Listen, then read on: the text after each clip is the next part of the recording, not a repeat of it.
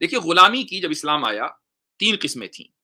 سب سے پہلی قسم ہے وہ آزاد کہ جس کو غلام بنا لیا گیا. مثلا ایک آزاد آدمی سفر کر رہا ہے کہیں, کسی قبیلے کے پاس سے گزرا, قبیلے والوں نے اس کو کڈنیپ کیا اور اس کو غلام بنا لیا. دوسری قسم تھی آزادی کی جو نسلی غلام ہو, کہ اس کی اولاد غلام, پھر اولاد کی اولاد غلام, پھر اس طریقے سے نسل در نسل وہ ان کے ہاں غلامی چلی آ رہی ہے.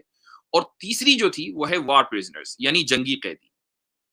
تو اس میں جو سب سے پہلی قسم ہے آزاد کے جس کو غلام بنا لیا جائے, اس کو پہلے لمحے میں اسلام نے اسی وقت ایمانسپیشن پروکلیمیشن اسلام نے شائع کیا, ایشو کیا.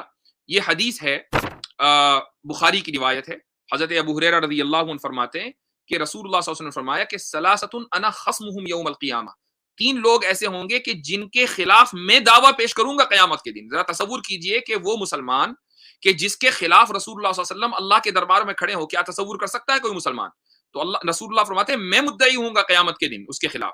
پہلا آدمی تو وہ ہے کہ رجل اعطابی ثم غدر, دوسرا آدمی وہ ہے ورجل باع حرا فاکل ثمنہ. یہ ہے اصل پوائنٹ کے جس کے اوپر میں بات کرنا چاہتا ہوں. بقیہ پوائنٹس کے اوپر بات کرنا اس وقت irrelevant ہے.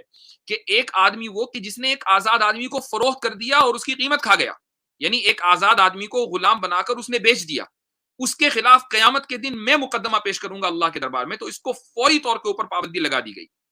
یہاں تک کہ یہ نہیں دیکھا گیا کہ وہ جو آدمی ہے وہ مسلمان ہے غیر مسلم ہے. یہاں تک کہ اگر کوئی ذمی ہے, یعنی غیر مسلم ہے جو اسلامک کنٹری میں رہ رہا ہے, اس کو بھی اگر کسی مسلمان نے غلام بنا لیا, یعنی کڈنیپ کر لیا اور کڈنیپ کر کے اس کو بیچ رہا ہے, تو رسول اللہ صلی اللہ علیہ وسلم کا غصہ اور اس کے بعد اللہ تعالیٰ کا غصے کے لیے وہ تیار ہو جائے. یہ حدیث کے اندر بالکل واضح بات آ گئی. پہلی غلامی کی قسم یہ ہے. دوسری غلامی کہ جو نسل در نسل غلام چلے آ رہے تھے, تو اس پر امیڈیٹلی اس پر پابندی نہیں لگائی گئی, بلکہ تدریجی پابندی لگائی گئی. یعنی سلولی اس کو آہستہ آہستہ آہستہ اس سے یعنی جو سوسائٹی ہے اس سے ختم کیا گیا. اور اس کی وجہ یہ ہے کہ میں نے جیسے بھی بتایا کہ پوری اکانومی کا دار و مدار انہی پر تھا. تو اگر فوری طور کے اوپر اس کو ختم کر دیا جاتا تو یہ ممکن نہیں تھا کہ اکانومی باقی رہتی, ایک دم کولیپس ہو جاتی. پہلی پرابلم تو یہ تھی. اور دوسری پرابلم یہ تھی کہ سوسائٹی کے اندر ایک ڈپریسڈ کلاس کا جنم ہوتا. آپ دیکھیں کہ رسول اللہ صلی اللہ علیہ وسلم نے اپنی زندگی میں تقریباً 63 غلاموں کو آزاد کیا ہے, ایسے غلام جو نسل در نسل غلام چلے آ رہے تھے. عبد الرحمن بن عوف رضی اللہ عنہ نے 30,000 غلام ایسے آزاد کیے ہیں. یہاں تک کہ حضرت عمر بن خطاب رضی اللہ عنہ کے دور خلافت تک کے اس طرح کے تمام غلام آزاد ہو گئے تھے. اور اس کی وجہ یہ ہے کہ قرآن نے جو ایمانسپیشن پروکلیمیشن شائع کیا ہے اپنی سورہ بلد میں, وہ یہ ہے کہ فک رقبہ. فک رقبہ کا مطلب یہ ہے کہ غلام کو آزاد کرو, غلام کو آزاد کرنا ہے. تو تدریجی طور پر تمام کے تمام اس کیٹیگری کے غلام کو آزاد کر دیا گیا. تو میں نے جیسے کہا کہ اگر تمام کے تمام غلاموں کو یک لخت آزاد کر دیا جاتا, ایک دم آزاد کر دیا جاتا, تو کیا ہوتا. آپ امریکہ کی تاریخ پڑھیں, میں امریکہ میں رہتا ہوں تو یہ ساری چیزیں ہمارے ارد گرد ہوتی ہیں. یہاں ایک ڈپریس کلاس نے جنم لیا ہے تقریباً 150 سال سے. وہ ڈپریس کلاس ہے بلیک امریکنز کی. آج سے تقریباً 150 پونے 200 سال پہلے یہ سب کے سب لوگ غلام تھے. لیکن ابراہم لنکن نے ایک قلم کی جنبش سے, ایک دستخط سے ان تمام کے تمام لوگوں کو آزاد کر دیا. اس آزاد کرنے کے نتیجے میں کیا ہوا کہ مالک نے یہ سمجھا کہ یار یہ کل تک میرا غلام تھا, آج میرا ہمسر ہو گیا. اور غلام کو یہ سمجھ میں نہیں آ رہا تھا کہ اب میں آزاد ہو گیا ہوں تو کھاؤں گا کہاں سے. کل تک میرا آقا مجھ کو کھلاتا تھا, مجھ کو پلاتا تھا, میں کہاں سے کھاؤں گا. اس کو خود کام کرنا ہے, خود محنت کرنی ہے. اس کے پاس کام کرنے کا سلیقہ نہیں ہے, وہ تو کھیت کے اندر پورے دن کام کرتا تھا, اب اس کو کھیت میسر نہیں ہے, وہ کہاں جائے.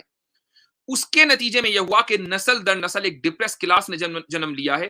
آج امریکہ میں اسلاموفوبیا ہے, لیکن جتنا بلیک فوبیا ہے اتنا شاید کسی دوسرے ملک میں ہو. یہ اسی کا نتیجہ ہے کہ اچانک سوسائٹی کا ذہن بنائے بغیر پوری قوم کو آزاد کر دیا گیا. تو اس کے نتیجے میں کیا ہوا. اسلام اگر یہ کرتا تو مسلمانوں کے اندر بھی فطری طور پر یہی ہونا تھا, لیکن مسلمانوں کو ترغیب دی گئی کہ تم آہستہ آہستہ غلاموں کو آزاد کرو. تو کسی بھی ڈپریس کمیونٹی نے مسلمانوں کے اندر جنم نہیں لیا, بلکہ جو غلاموں کی اولاد تھی تو وہ تو ہمارے یہاں بڑے بڑے فقہا, بڑے بڑے محدثین بنے.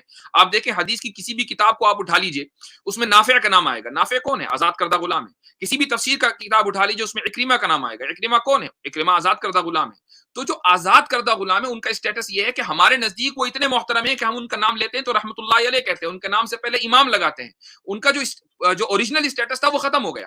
اور یہاں پہ ایک چیز میں ایڈ کرنا چاہتا ہوں کہ صحیح بخاری میں ایک حدیث ہے جس میں حضرت عائشہ رضی اللہ تعالی عنہا فرماتی ہیں کہ اگر قرآن میں سب سے پہلی چیز یہ ریویل ہوتی کہ الکحل مت پیو، تو جو عرب کے مشرکین ہیں وہ کہتے کہ ہم کبھی بھی الکحل نہیں چھوڑیں گے.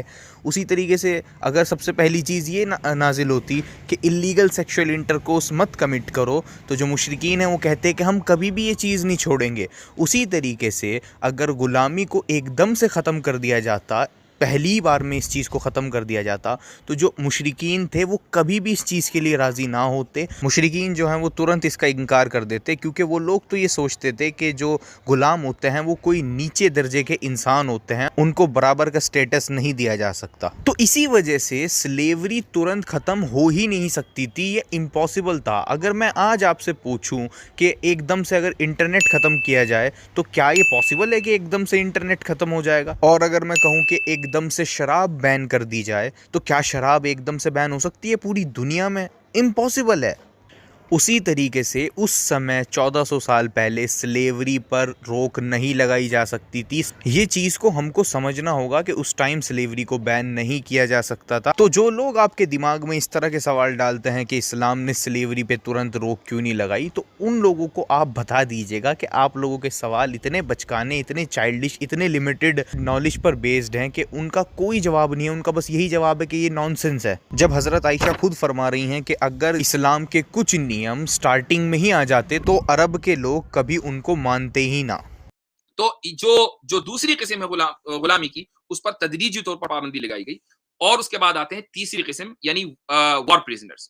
ان پر پابندی نہیں لگائی گئی کہ اگر جنگی قیدی آئیں تو جنگی قیدی کے ساتھ کیا کیا جانا چاہیے. سورہ محمد میں آیت نمبر 4 میں اللہ تعالیٰ نے 2 آپشن، بلکہ ایک آپشن ذکر کیا ہے.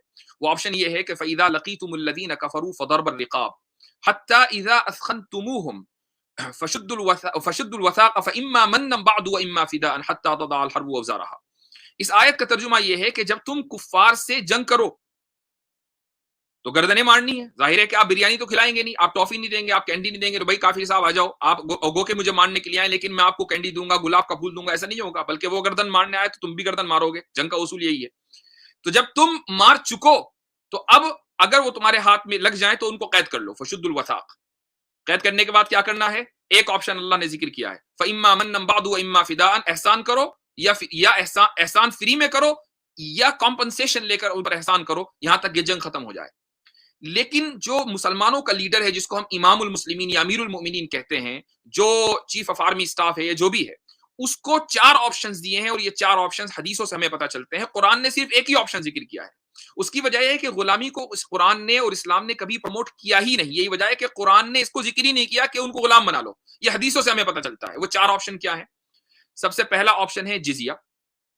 دوسرا آپشن ہے کہ اگر آپ کو یہ لگتا ہے کہ نہیں بھائی یہ لوگ تو ٹیررسٹ ہیں، ہم ان کے جزیہ لے لیں گے، یہ بم پھوڑیں گے، یہ معصوموں کو قتل کریں گے، یہ مسلمان عورتوں کا ریپ کریں گے، یہ بچوں کو قتل کریں گے، تو ٹھیک ہے ان کو بھی قتل کیا جائے گا پھر جب یہ لوگ ٹیررسٹ ہیں. تیسری جو چیز ہے وہ ہے ان کو غلام بنا لو. اور چوتھا جو آپشن ہے وہ یہ کہ ود اور وداؤٹ کمپنسیشن ان کو اوپر احسان کرو، احسان کر کے چھوڑ دو. فتح الباری میں ابن حجر اسقلانی نے یہ 4 آپشن ذکر کیے ہیں. لیکن قرآن نے صرف ایک ہی آپشن ذکر کیا ہے، بقیہ آپشن حدیثوں سے ہمیں ملتے ہیں. اور یہ 4 آپشنز یہ امیر المؤمنین یا جو چیف آف آرمی سٹاف ہے وہ ڈیسائیڈ کرے گا کہ حالات کے مطابق کون سا زیادہ آپشن بہتر ہے اور کون سا بہتر نہیں ہے.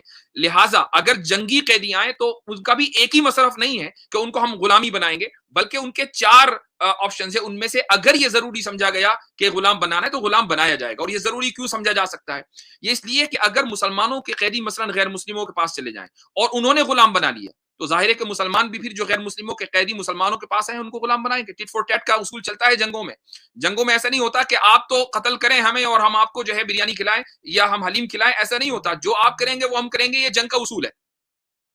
تو اس طریقے سے غلامی کی تیسری قسم ہے اس کو اسلام نے وقتی طور پر ختم نہیں کیا، چونکہ یہ انٹرنل مسئلہ نہیں تھا، یہ ایکسٹرنل مسئلہ تھا. یہ دوسروں کی مدد اور دوسروں کے تعاون اور دوسروں کے ساتھ معاہدہ، یعنی دوسری قوموں کے ساتھ معاہدے کے بغیر اس کو ختم نہیں کیا جا سکتا تھا. اگر اسلام یہ کہتا کہ نہیں جی ہم جنگی قیدیوں کو غلام نہیں بنائیں گے تو مسلمان قیدی جب دوسروں کے پاس جاتے تو غلام بنتے، لیکن جب ان کے قیدی مسلمانوں کے پاس آتے تو غلام نہ بنتے. اس لیے اسلام نے اس کو ختم نہیں کیا. اب آپ کا جو اگلا کوشچن ہے سسٹر علینا، میں وہ چاہوں گا کہ جو باندی کے تعلق سے تھا اس پر آپ آ جائیں.